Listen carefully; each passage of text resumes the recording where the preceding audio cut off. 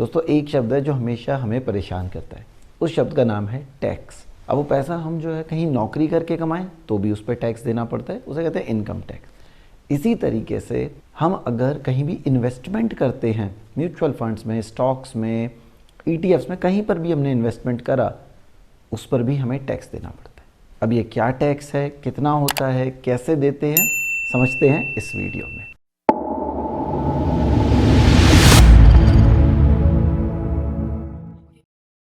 दोस्तों स्वागत है आपका माइंड योर मनी के इस एपिसोड में।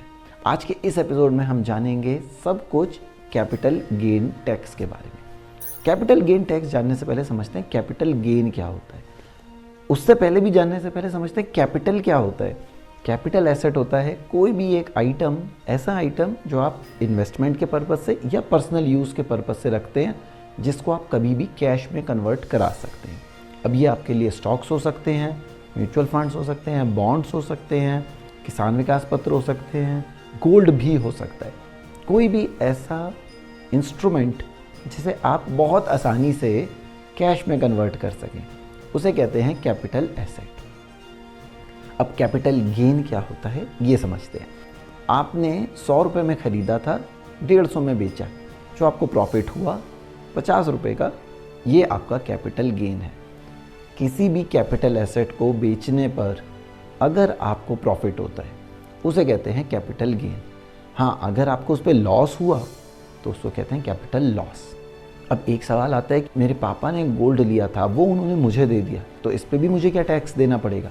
नहीं दोस्तों, इस पर आपको टैक्स नहीं देना पड़ेगा, क्योंकि जब तक आप उसे बेचोगे नहीं तब तक आपको उसको टैक्स नहीं देना। आपके फादर ने आपको दिया, ये कैपिटल ट्रांसफ़र है, ये उन्होंने बेचा नहीं किसी को, तो ये गिफ्ट के फॉर्म में आया, इस पे गेन नहीं माना जाएगा। गेन तब माना जाएगा जब आप उस कैपिटल एसेट को बेचोगे। अब दोस्तों ये जो कैपिटल गेन है, ये भी 2 तरीके का क्लासिफाइड होता है, long term, short term. Long term basically आपने कोई आइटम 1 साल से ज़्यादा अपने पास रखा, कोई भी कैपिटल एसेट 1 साल से ज़्यादा अपने पास रखा और उसके बाद आपने उसे बेचा, तो जो उस पर आपने प्रॉफिट कमाया उसे कहते हैं लॉन्ग टर्म कैपिटल गेन।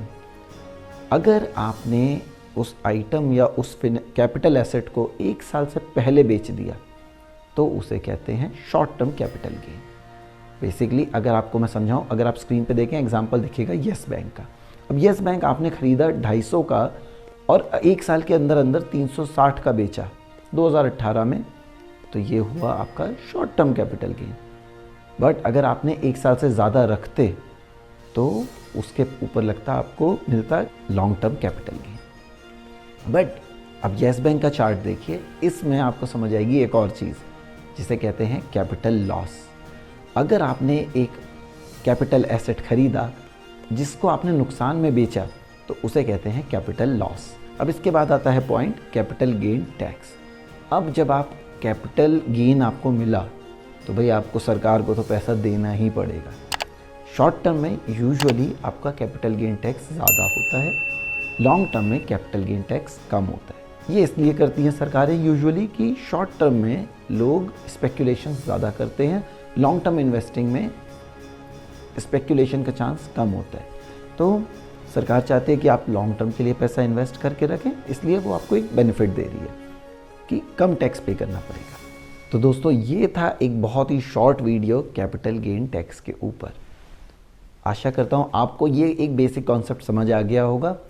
ध्यान रखिए, short term capital gain tax ज़्यादा होता है, long term capital gain tax कम होता है।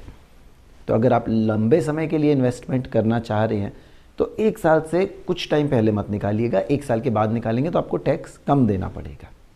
शुक्रिया दोस्तों, मिलते हैं माइंड योर मनी के अगले एपिसोड में।